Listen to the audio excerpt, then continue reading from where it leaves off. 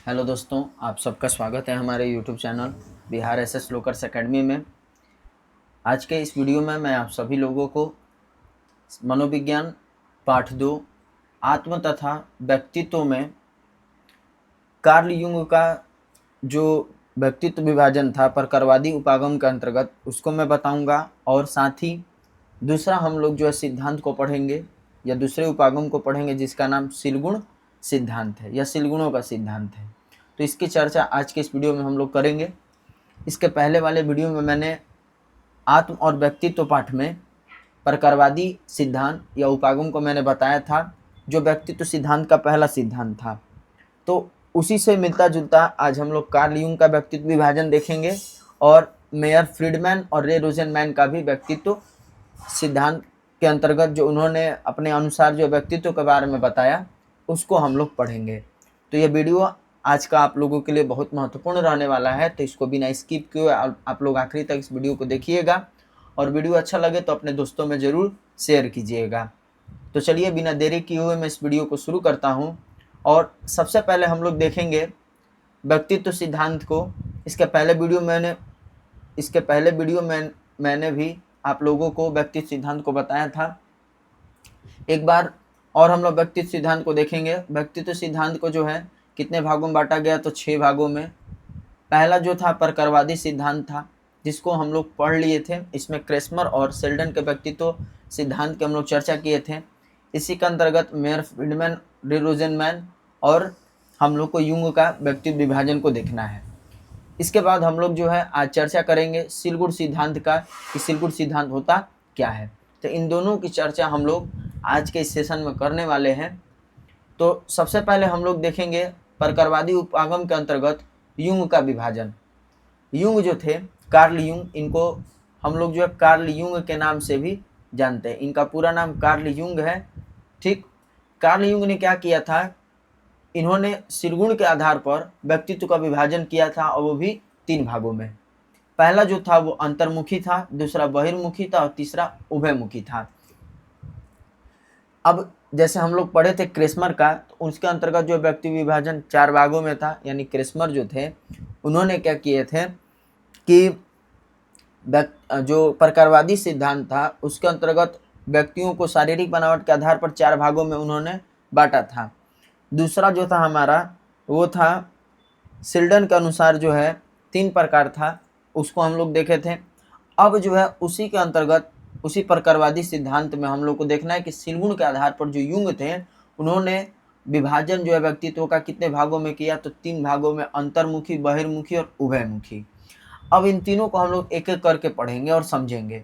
पहला जो हमारा अंतर्मुखी जो व्यक्तित्व है, इसमें बताया गया है कि अंतर्मुखी वाले जो व्यक्ति होते हैं वो एकांत प्रिय और आत्म केंद्रित अधिक होते हैं। मतलब कहने का मतलब हुआ कि अंतर्मुखी वाले जो व्यक्तित्व के व्यक्ति होंगे वो ज़्यादा अकेले रहना पसंद करते हैं। मतलब ज़्यादा अकेले रहना पसंद करना, खुद जो है सोच विचार करना, खुद नियमों के अनुसार चलना, यानी एकांत रहते हैं ये। ऐसे लोगों को बताया गया है कि कोई भी काम बहुत सोच समझ कर नियम के अनुसार करते हैं, इसलिए उनका अधिक समय कल्पना और चिंतन में व्यतीत होता है। और युंग ने ऐसे अनुभव करने वाले व्यक्ति को अंतर्मुखी व्यक्तित्व की श्रेणी में रखा है। तो आप लोग को कैसे समझना है, अंतर्मुखी मतलब एक, ठीक, एक यानी कि अकेले। अंतर्मुखी व्यक्तित्व वाले क्या होंगे, अकेले रहना पसंद करेंगे, आत्म केंद्रित होंगे।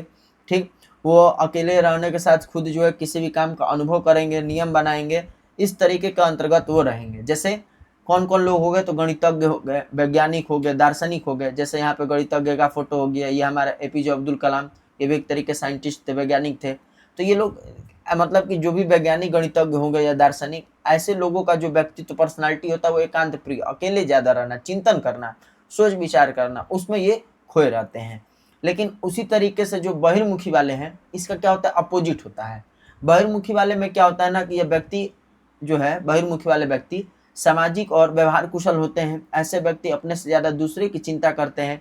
ऐसे व्यक्ति का अभिरुचि सामाजिक वातावरण से ज़्यादा होती है। मतलब कि इसमें ये बताया गया कि जो हमारे बहिर्मुखी व्यक्तित्व वाले व्यक्ति हैं वो मतलब उनका जो है व्यवहार कुशल होता है। मतलब व्यवहार स्किल में वो डेवलप होते हैं कि ज़्यादा लोगों के साथ रहना पसंद करते हैं, दूसरे की मदद करना चाहते हैं कि दूसरे की मदद करें। ठीक, और ऐसे लोगों का जो है मतलब कि सामाजिक पहलुओं के साथ जो है जल्द ही ये खुद को क्या करते हैं, एडजस्ट कर लेते हैं, यानी अभियोजित कर लेते हैं। और ऐसे व्यक्ति की क्या होती है, अलग पहचान होती है, और इसी को बहिर्मुखी जो है व्यक्तित्व वाला व्यक्ति कहा गया है। जैसे मान लीजिए कि राजनेता, जैसे कोई नेता हो गया, तो नेता जो है मान लीजिए है नेता, या कोई सरपंच हो गया, कोई व्यापारी हो गया, तो दूसरे की क्या कर रहा है, सेवा दे रहा है, दूसरे की मदद कर रहा है। तो ऐसे लोगों को क्या कहा जाता है, अंतर्मुखी व्यक्तित्व वाला व्यक्ति कहा जाता है। इसके बाद अंतर्मुखी कह रहे हैं, सॉरी बहिर्मुखी होगा, ठीक ना, हमने गलत बता दिया, ये बहिर्मुखी व्यक्तित्व था। अंतर्मुखी में याद रखना है कि वो होगा आपका अकेले रहना, एकांत रहना। बहिर्मुखी मतलब होगा कि लोगों के साथ रहना, मिलना जुलना, लोगों का आदर सम्मान करना, उन सामाजिक वातावरण से ज़्यादा लगाव रखना, उनके साथ अभियोजन स्थापित करना। तो ऐसे लोगों में राजनेता, सरपंच, ये सभी जो है सम्मिलित होते हैं, तो बहिर्मुखी कहलाते हैं, ठीक ना। अब याद रखिएगा आप लोग, अंतर्मुखी मतलब अकेले रहना, बहिर्मुखी व्यक्तित्व वाला मतलब लोगों के साथ मिलजुल करके रहना। इसके बाद अगर हम लोग देखेंगे उभयमुखी का तीसरा नंबर, उभयमुखी व्यक्तित्व वाले व्यक्ति क्या होते हैं, तो ये अंतर्मुखी और बहिर्मुखी दोनों का मिश्रण होते हैं। इसमें बताया गया है कि जिस व्यक्ति में अंतर्मुखी और बहिर्मुखी व्यक्तित्व दोनों के गुण पाए जाते हैं, उन्हें उभयमुखी व्यक्तित्व का माना जाता है। ऐसे व्यक्तित्व वाले लोग किसी एक परिस्थिति में अंतर्मुखी बन जाते हैं, तो मौका पड़ने पर परिस्थिति के साथ अपने को अभियोजित कर लेते हैं और बहिर्मुखी बन जाते हैं। यानी कहने का मेरा मतलब ये हुआ कि उभयमुखी व्यक्तित्व वाले लोग अंतर्मुखी और बहिर्मुखी दोनों व्यक्तित्व वाले स्वभाव के लोग होते हैं, मतलब दोनों का मिश्रण इनमें होता है। जैसे मान लो कि कोई अगर नेता है, तो नेता है तो लोगों का मतलब कि समाज सुधार का काम में है, लेकिन वहीं फिर क्या होता है, कवि बन जाता है। कभी क्या होगा कि फुर्सत मिलेगा तो कवि की तरह लिखने लगेगा कविताएं। या फिर कोई अगर एक कवि है तो समय मिला तो समाज सुधार का काम कर रहा है, तो उसमें क्या होगा, दोनों का गुण हो गया। कवि जो एकांत रहना पसंद करते हैं लेकिन समाज सुधार का भी काम कर रहे हैं, तो दोनों का मिश्रण हो गया ना। समाज सुधार में क्या होगा कि लोगों से मिलना जुलना, बात करना, उनके तकलीफों को जानना, तो ये क्या होगा, बहिर्मुखी में आ जाएगा। अब कवि है तो अकेले रहेगा तो अंतर्मुखी में, तो दोनों गुण आ गया। तो इसीलिए उभयमुखी क्या होता है कि दोनों का गुण इसमें सम्मिलित होता है, अंतर्मुखी का भी, ठीक, किसका, अंतर्मुखी का भी और बहिर्मुखी का भी। तो उसी को हम लोग क्या कहेंगे, उभयमुखी व्यक्तित्व वाला व्यक्ति कहेंगे। तो ये युंग के द्वारा जो है विभाजन किया गया था, ठीक, सिलगुण के आधार पर अंतर्मुखी, बहिर्मुखी और उभयमुखी था। इसके बाद अगर हम लोग देखेंगे तो परकरवादी सिद्धांत के अंतर्गत मेयर फ्रीडमैन और रे रोजेनमैन का जो विभाजन आता है, जो मोस्ट इंपॉर्टेंट है, इससे भी क्वेश्चन आता है एग्जाम में। ये दोनों जो लोग थे, ये क्या थे, एक हृदय रोग विशेषज्ञ थे। मतलब जो लोग का हृदय का प्रॉब्लम होता है, हृदय रोग से ग्रसित होते हैं, उनके ये डॉक्टर थे। तो इन्होंने क्या किया कि अपने अपने रोगियों पर शोध अध्ययन किया, और उसके बाद जो इन्होंने उनके व्यक्तित्व के सिलगुणों में क्या किया, समानता देखी, ठीक, और मतलब कि वे एक जैसे हैं कि नहीं है, या इनमें जो है किस प्रकार के गुण पाए जाते हैं। उसके लिए इन्होंने क्या किया कि अपने अपने जो है रोगियों पर अध्ययन किया और सिलगुणों को जानने का इन्होंने कोशिश किया। जैसे मैं प्रतिस्पर्धा के बारे में, कंपटीशन, ठीक, उत्तेजना मुक्त के बारे में, जिन्हें धीमी होने या शांति होने में कठिनाई और महत्वाकांक्षी आदि, इन सभी गुणों का उन्होंने अध्ययन करने का कोशिश किया, मेयर फ्रीडमैन और रे रोजेनमैन ने। किसका, तो अपने रोगियों पर। फिर उसके बाद बताया जा रहा है कि उन्होंने जो अपने रोगियों में व्यक्तित्व के सिलगुण के आधार पर उनको जो है दो भागों में बांटा। मतलब जो मेयर फ्रीडमैन थे और रे रोजेनमैन थे, उन्होंने अपने अपने रोगियों पर अध्ययन किया, तो उनमें जो सिलगुण पाया गया, तो उस आधार पर इन्होंने क्या किया, उसको दो भागों में बांट दिया। एक तो ए टाइप पर्सनालिटी और दूसरे को बी टाइप पर्सनालिटी। मतलब ए को ए प्रकार का व्यक्तित्व में बांट दिए और दूसरे को बी प्रकार के व्यक्तित्व में उन्होंने बांट दिया, ठीक। अब ए और बी प्रकार के व्यक्तित्व में उन्होंने बांटा, तो अब ए और बी प्रकार का व्यक्तित्व क्या था, इसमें कौन कौन से सिलगुण पाए गए, उसको हम लोग एक एक करके समझेंगे। जैसे आप लोग देख रहे हैं ए प्रकार के व्यक्तित्व वाले व्यक्ति का, तो इसमें बताया गया है कि इस प्रकार के व्यक्तित्व वाले रोगियों में कोरोनरी प्रवण व्यवहार पैटर्न जो है पाए जाते हैं, जो निम्नलिखित सिलगुण इनमें देखे जाते हैं। जैसे असुरक्षा की भावना, अत्यधिक आक्रामकता, अधीरता, प्रतिस्पर्धा, क्रिया भाव और संवेगों का मिश्रण, ये सभी ए प्रकार के व्यक्तित्व वाले रोगियों में गुण पाए जाते हैं। मतलब जो ए और बी प्रकार के व्यक्तित्व में रोगियों को बांटा गया, तो ए वाले रोगी ज़्यादा असुरक्षा की भावना महसूस करते हैं, ठीक, उनमें प्रतिस्पर्धा ज़्यादा होता है, संवेग, उनमें इमोशन होता है, और इनमें जो है मतलब कि अत्यधिक आक्रामकता की भावना होती है। तो ये लोग क्या करते हैं, प्रायः कम समय में ज़्यादा से ज़्यादा जो उपलब्धि प्राप्त करने के लिए लंबे समय तक उत्साहपूर्वक सतत प्रयत्न करते हैं। यानी ऐसे जो लोग हैं वो क्या करते हैं कि कम ही समय में सोचते हैं कि हम ज़्यादा से ज़्यादा उपलब्धि प्राप्त कर लें, तो इसके लिए उनको लंबा समय जो है उत्साहपूर्ण रूप से जो सतत प्रयास करना पड़ता है। तो ये प्रकार के व्यक्तित्व थे। तो इसमें हमको ध्यान रखना है कि इसमें जो रोगी थे उनके जो गुण थे वो असुरक्षा की भावना इनमें देखी जाती थी, अत्यधिक आक्रामकता की भावना देखी जाती थी, प्रतिस्पर्धा इनमें ज़्यादा था। ये सारे गुण जो इनमें थे। बी प्रकार के अगर हम व्यक्तित्व को देखेंगे तो इनमें बताया गया कि बी प्रकार के व्यक्तित्व वाले रोगी जो है, ए प्रकार के व्यक्तित्व वाले रोगियों के जो सिरगुण है उसके अभाव जो इनमें देखा जाता है। मतलब इनमें जो उनकी अपेक्षा गुण जो नहीं पाया जाता है।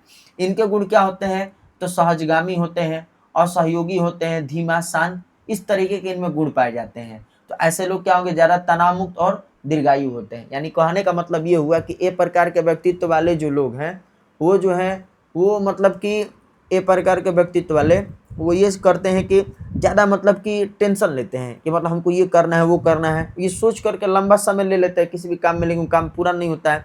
लेकिन जो बी प्रकार के व्यक्तित्व वाले ज़्यादा धीमा होते हैं, शांत होते हैं, किसी भी काम को एकदम धीमे धीरे धीरे शांत होकर के ऐसे काम करते हैं। तो ऐसे लोग को ज़्यादा मतलब कि टेंशन नहीं होता है, आराम से काम कर रहे हैं तो रिलैक्स होकर के, तो इस वजह से ये टेंशन नहीं लेंगे तो कोई इनको बीमारी नहीं होगा, तो ये तनाव मुक्त रहेंगे, तो फिर अब इनका जीवन क्या होगा?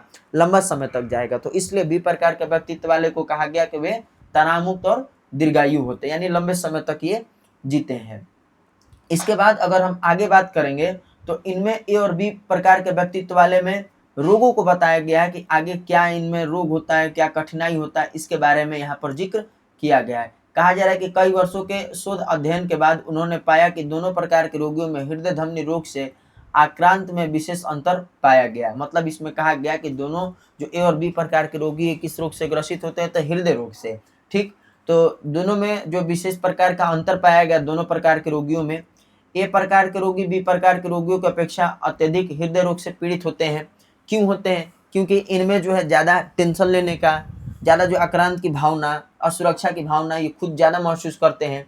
तो इसलिए ए प्रकार के रोगी क्या होते हैं? वो ज़्यादा हृदय रोग से पीड़ित होते हैं। इनमें यह भी बताया गया कि आक्रांत होने की संभावना भी इनमें ज़्यादा होती है, मतलब भयभीत होने का, जिससे क्या होता है कि ए प्रकार के रोगियों में उच्च रक्तचाप, ज़्यादा ब्लड प्रेशर इनमें हो जाता है, वसा का स्तर ज़्यादा हो जाता है, अधिक जो है ये तनाव ले लेते हैं, धूम्रपान के कारण जो है मतलब कि ज़्यादा धूम्रपान का सेवन भी कर लेते हैं। तो इस वजह से ए प्रकार के व्यक्ति वाले में देखा गया कि ये ज़्यादा हृदय रोग से पीड़ित होते हैं। उसी तरह अगर हम आगे देखेंगे तो बताया गया कि उनके सामाजिक अंतःक्रियाओं में विरोधात्मक, रूखापन, कठोरता एवं असहयोग की प्रवृत्ति पाई जाती है। इसी कारण वे स्वास्थ्य संबंधित खतरों और उन्मुख होते हैं। मतलब कि ये कहा गया कि जो ए प्रकार के व्यक्तित्व वाले रोगी हो गए उनमें तो रक्तचाप, ब्लड प्रेशर का, अधिक तनाव लेने का, ये सब चीज़ का तो भावना है, मतलब कारण उत्पन्न है उनमें। साथ ही साथ ये कठोरता का भी व्यवहार करते हैं, असहयोग प्रवृत्ति रखते हैं। तो इसलिए इनमें जो है स्वास्थ्य संबंधित खतरा जो है ज़्यादा देखा जाता है। लेकिन आगे बताया गया है कि जो बी प्रकार के व्यक्तित्व वाले व्यक्ति हो गए वो मतलब ऐसा नहीं होते हैं, वो शांत स्वभाव के व्यक्ति होते हैं। ठीक ना? तो उनमें ज़्यादा लंबे समय तक जीवन जीने का, शांत रहने का, ये सारे जो है भावनाएं उनमें पाई जाती हैं। बाद में ये बताया गया कि जो बाद का जो शोध अध्ययन किया गया तो उसके बाद क्या गया कि तीसरा एक प्रकार ढूंढा गया। ये तो ए और बी था। ए में देखे कि हृदय रोग से पीड़ित थे, बी में देखे थे हृदय रोग से पीड़ित थे, दोनों हृदय रोग से पीड़ित थे। लेकिन जो हमारे ए और बी में बताया गया कि ए वाले ज़्यादा हृदय रोग से पीड़ित होते हैं, बी वाले हृदय रोग से ज़्यादा पीड़ित नहीं होते, वो कम होते ए की अपेक्षा में। तो उसी के बाद जो है एक और व्यक्तित्व जो सी प्रकार के व्यक्तित्व का जो है पता लगाया गया बाद के जो शोध अध्ययन से। तो दोनों प्रकार व तीसरा व्यक्तित्व का पता लगाया गया सी, जिसको सी प्रकार का व्यक्तित्व नाम दिया गया। और इसको पता किसने लगाया? सी प्रकार के व्यक्तित्व को तो मोरिस नाम करके एक व्यक्ति थे, उन्होंने क्या किया? सी प्रकार के व्यक्तित्व का जो है पता लगाया था। तो ये आप लोग जरूर याद रखिएगा कि मोरिस जो थे वो क्या किए थे कि सी प्रकार के व्यक्तित्व का उन्होंने पता लगाया। ठीक ना? इसके बाद सी प्रकार के व्यक्तित्व वाले को अगर हम लोग देखेंगे तो सी प्रकार के जो व्यक्तित्व के रोगी जो क्या होते हैं, कैंसर उन्मुख प्रकार की संभावना इनमें देखी जाती है। मतलब ए और बी हृदय रोग से पीड़ित है तो सी वाले जो कैंसर रोग से पीड़ित होते हैं, इनका पता मोरिस नाम के जो मनोवैज्ञानिक थे उन्होंने लगाया था। और इन्होंने इस संबंध में अध्ययन करके ये बताया कि जो सी प्रकार के रोगी जो है उनमें कौन से सिलगुण पाए जाते हैं। तो इनमें जो निषेधात्मक, निगेटिव फीलिंग, विनीत एवं धैर्य, ये सारे तरह के जो गुण है उनमें पाए जाते हैं। और ऐसे लोग जो अधिकारों का सम्मान और बड़े बुजुर्गों का आदर और उसके मतलब कि उनके आज्ञा का पालन करते हैं। मतलब सी प्रकार के व्यक्तित्व वाले लोग, निगेटिव फीलिंग तो इनमें होती है, इनमें जो है मतलब कि धैर्य जो होता ही है, लेकिन ऐसे लोग दूसरे का भी मतलब आदर सम्मान करते, आज्ञा का पालन करते हैं। लेकिन फिर भी इनमें जो कैंसर की जो है संभावना देखी जाती है, कैंसर रोग से ग्रसित होते हैं। तो ये मोरिस ने अध्ययन करके बताया और ये सारे गुण उनमें होते हैं।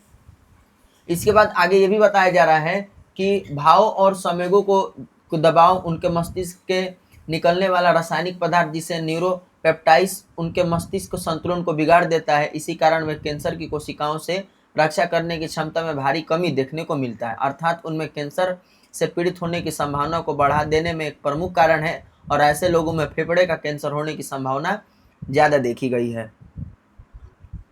मतलब कि ये कहा गया कि जो सी प्रकार के व्यक्तित्व वाले रोगी है कैंसर से तो ग्रसित हैं, लेकिन ऐसे लोग जो है कैंसर से ग्रसित होने के कारण लोगों का आदर सम्मान, इनमें जो गुण होते हैं वो अच्छे होते हैं, लेकिन इनके जो मतलब कि एक रासायनिक मस्तिष्क में एक रासायनिक पदार्थ होता है जिसको न्यूरोपेप्टाइड्स कहा गया है। ये क्या करता है कि मस्तिष्क के संतुलन को बिगाड़ देता है और जो कैंसर वाली कोशिकाएं होती हैं उसको रक्षा करने की क्षमता जो है ना वो कम हो जाती है, जिससे क्या होता है कि ये लोग ज़्यादा मतलब कि कैंसर से ग्रसित हो जाते हैं। और ऐसे लोगों को बताया गया कि फेफड़े का कैंसर ज़्यादा होता है। तो हम लोग जो है प्रकारवादी उपागम में यही समझेंगे कि 4 मनोवैज्ञानिक थे। 4 मनोवैज्ञानिक मतलब मनोवैज्ञानिक अलग अलग है, लेकिन प्रकारवादी सिद्धांत में 4 मतलब प्रकार से जो है मतलब मनोवैज्ञानिकों के द्वारा जो है व्यक्तित्व को बांटा गया, ऐसे हम लोग समझेंगे। जिसमें पहला हो गया क्रिस्मर का विभाजन, दूसरा सेल्डन का विभाजन, तीसरा यूंग का विभाजन और चौथा रे रोजेनमैन और मेयर फ्रीडमैन का विभाजन। और इसी का अंतर्गत सी प्रकार आया, तो वो किसके द्वारा है, तो मोरिस के द्वारा दिया गया। तो ये प्रकारवादी जो सिद्धांत और उपागम था। इसके बाद इसी में आगे देखेंगे तो बताया गया यही है कि अंत में हम यह कह सकते हैं कि ए, बी एवं सी प्रकार के व्यक्तित्व में पाए जाने वाले सिरगुण और उनके हृदय रोग एवं कैंसर रोग से पीड़ित होने की बहुत संभावना के बीच एक सीधा संबंध है। जहां ए और बी प्रकार के रोगी में हृदय रोग से पीड़ित होने की संभावना अधिक रहती है, परंतु सी प्रकार के रोगी में कैंसर से पीड़ित होने की संभावना अधिक रहती है। तो यही बताया गया कि ए, बी और सी प्रकार के रोगी में जो है वो तीनों में यही अंतर है कि ए, बी जो है हृदय रोग से पीड़ित होते हैं और सी प्रकार के रोगी जो वो कैंसर रोग से पीड़ित होते हैं।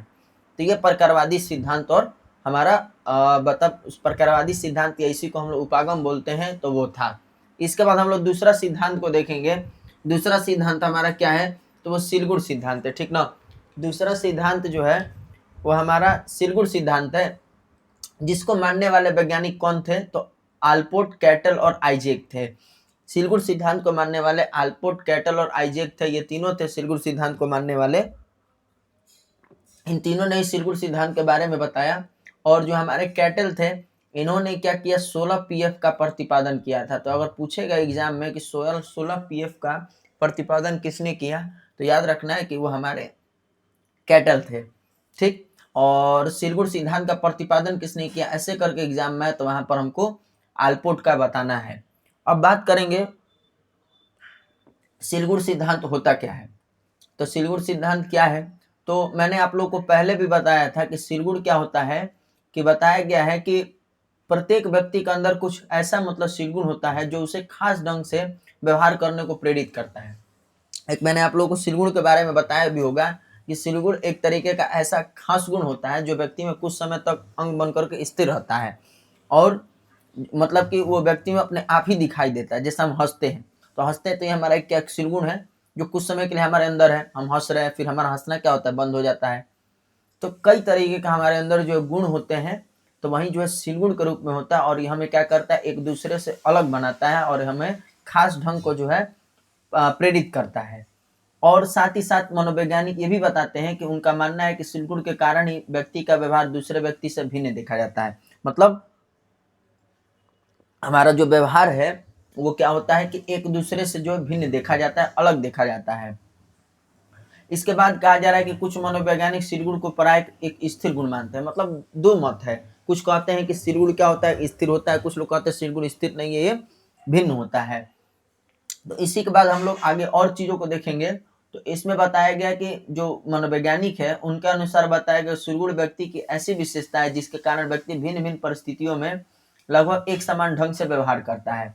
इसी मान्यता के आधार पर व्यक्ति के व्यवहार का प्राय पूर्वानुमान कर लेते हैं। जैसे कोई व्यक्ति बहुत ईमानदार है तो माना जाता है कि ऐसे व्यक्ति हर परिस्थिति में ईमानदारी होगा, पर यह पूर्वानुमान कभी कभी गलत हो जाता है क्योंकि ईमानदार व्यक्ति भी कभी कभी परिस्थितिवश बेईमान बन जाता है। मतलब ये कहा गया है कि जो व्यक्ति मानते हैं कि सिरगुण स्थिर होता है, सिरगुण में परिवर्तन नहीं होता, भिन्न नहीं होता है, तो वो लोग का कहना है कि व्यक्ति अगर ईमानदार है तो हर समय ईमानदार रहेगा, लेकिन ऐसा नहीं है। साइकोलॉजिस्ट के अनुसार ये भी बताया गया कि व्यक्ति जो है परिस्थितिवश जो क्या करता है कि अपने मतलब कि गुणों में परिवर्तन लाता है। जैसे यहाँ पे उदाहरण दिया, मान लो कि कोई व्यक्ति के पैसा का कमी है, ठीक, उसके घर में बच्चे बीमार हैं, इलाज न कर पा रहा है वो, या पैसा की कमी के कारण 2 वक्त की रोटी का इंतजाम नहीं कर पा रहा है, तो व्यक्ति क्या करेगा? इस परिस्थितिवश में वो कोई मतलब कि पैसा चोरी करेगा या कुछ अन्य काम करेगा या बेईमानी करेगा। तो बेईमानी करने का गुण उसमें आ गया, तो हम ये नहीं कहेंगे कि ईमानदार व्यक्ति अब बेईमान हो गया, तो नहीं, वो परिस्थितिवश क्या किया, बेईमानी का गुण अपनाया, और ईमानदार हमेशा के लिए वो ईमानदार नहीं रह पाएगा। तो हम ऐसे ही समझेंगे कि सिरगुण जो है व्यक्ति में क्या होता है, एक दूसरे से तो भिन्न होता है, लेकिन क्या होता है कि परिस्थितिवश जो अपने गुणों में क्या करते हैं, वो परिवर्तन लाते ही रहते हैं। तो इस बात को भी हम लोग को ध्यान में रखना है। इसके बाद आगे कहा जा रहा है कि जो मनोवैज्ञानिक है उन्होंने क्या किया कि व्यक्तित्व के कुछ गुणों की चर्चा की, और इनमें से कुछ गुण का उल्लेख जो नीचे किया जा रहा है। मतलब जो मनोवैज्ञानिक थे सिरगुण सिद्धांत को तो दिया ही, लेकिन उसके अंतर्गत जो है इन्होंने क्या किया कि कई सारे मतलब कि सिरगुणों को उन्होंने बताया कि व्यक्ति के अंदर कौन कौन से गुण या सिरगुण होते हैं। जैसे पहला बात करेंगे तो प्रभुत्व और अधीनता के सिरगुण है। इसमें बताया गया यही कि प्रभुत्व मतलब होता है कि हम किसी के क्या कर रहे हैं, किसी को गुलाम बना रहे हैं, ठीक ना, प्रभुत्व मतलब प्रभुत्व स्थापित कर रहे हैं, और अधीनता मतलब होता है कि हम किसी का गुलाम बन रहे हैं। तो ये दोनों क्या होगा, गुण व्यक्ति में होता है। जैसे हम ही है, हम ही मान लो कि किसी को अपना गुलाम बना दिए, तो हम जो कह रहे वो उस बातों को मान रहा है, तो हम क्या हो गए, हमारे अंदर प्रभुत्व का गुण है कि हम किसी को गुलाम बना करके रखे हैं। लेकिन हम ही किसी का मान लो गुलाम बनकर रह रहे हैं, हम ही किसी का बात मान रहे हैं, किसी का पालन कर रहे हैं बातों का, तो हम उसके क्या हो गए, अधीन हो गए। तो ये अधीनता और प्रभुत्व दोनों का गुण जो है व्यक्तियों में होता है। उसी तरह सच्चाई का, कि हमारे अंदर सच्चाई का गुण होगा तो हम हर समय सच बोलेंगे, झूठ कभी नहीं बोलेंगे, ठीक ना। कोई परिस्थिति ऐसा आ जाएगा तो फिर हमें झूठ बोलना पड़ जाए, लेकिन हम सच्चाई का गुण हमेशा रखेंगे। तो हमारे अंदर सच्चाई का हो गया, किसी और में भी सच्चाई का गुण होता है। कई लोगों में ईमानदारी और बेईमानी दोनों का गुण होता है, कोई ईमानदार होता है, कोई बेईमान होता है। कोई लज्जा या संकोची होता है, जैसे कोई लजाता है किसी भी काम को करने में, या कोई काम को करने में संकोच करता है, तो ये भी गुण व्यक्ति में होता है। उसी तरह व्यक्ति में दृढ़ता, जिसको हम लोग क्या कहते हैं, मजबूती बोलते हैं, तो ये भी गुण व्यक्ति में होता है। तो व्यक्ति में मतलब कि हर तरीके के गुण होते हैं। इसके अलावा और भी गुण है, जैसे व्यक्ति में ईर्ष्या का, जलन करने का, एक दूसरे से जलन होता है, ठीक ना, कि ये फलाना व्यक्ति जो कहाँ इतना आगे बढ़ रहा है, कि कहाँ इतना पैसा कमा रहा है, हम कहाँ नहीं कमा रहे हैं। तो ये सब क्या होता है कि व्यक्ति में जलन होता है। तो जलन, ईर्ष्या, हर गुण व्यक्ति में है। विनम्रता का, विनम्र होकर के, शांत होकर के किसी व्यक्ति के बातों को मानना, समझना, तो विनम्रता का भी भाव है। इसी तरह प्रतियोगिता का, कंपटीशन का भी भावना हमारे अंदर होता है। प्रसन्नता और खिन्नता, मतलब प्रसन्नता खुशी, खिन्नता मतलब उदासी, तो ये भी गुण व्यक्ति में होता है। कभी खुश होते हैं तो कभी उदास होते हैं। आक्रमणशीलता, यानी आक्रमण का भी भावना हमारे अंदर होता है, मतलब ज़्यादा हम मारपीट करना, दंगा फसाद करना, ये भी एक गुण है जो व्यक्ति में होता है। तो हर तरीके का गुण व्यक्ति में होता है। तो ये सभी गुण जो हम लोग देखते हैं, सुनते हैं, तो ये सारे जो क्या थे, व्यक्ति के सिरगुण थे जो व्यक्तियों के अंदर होता है, और यही सिरगुण सिद्धांत के अंतर्गत जो है बताया गया है। तो आई होप ये सिरगुण सिद्धांत आप लोगों को समझ में आया होगा, और जो प्रकरवादी उपागम के अंतर्गत और दो मनोवैज्ञानिकों के बारे में था वो भी आप लोगों को समझ में आया होगा। तो आप लोग कमेंट में ज़रूर बताइएगा कि ये वीडियो कैसा लगा। बाकी इसके नेक्स्ट क्लास में मैं आप लोगों को मनोगत्यात्मक सिद्धांत, जिसको मनोविश्लेषणात्मक सिद्धांत भी बोलते हैं, उसके बारे में बताएंगे, जो सिगमंड फ्राइड के द्वारा बताया गया है। तो वो क्लास आप लोगों के लिए बहुत इंपॉर्टेंट है, तो उसको भी स्किप नहीं कीजिएगा आप लोग।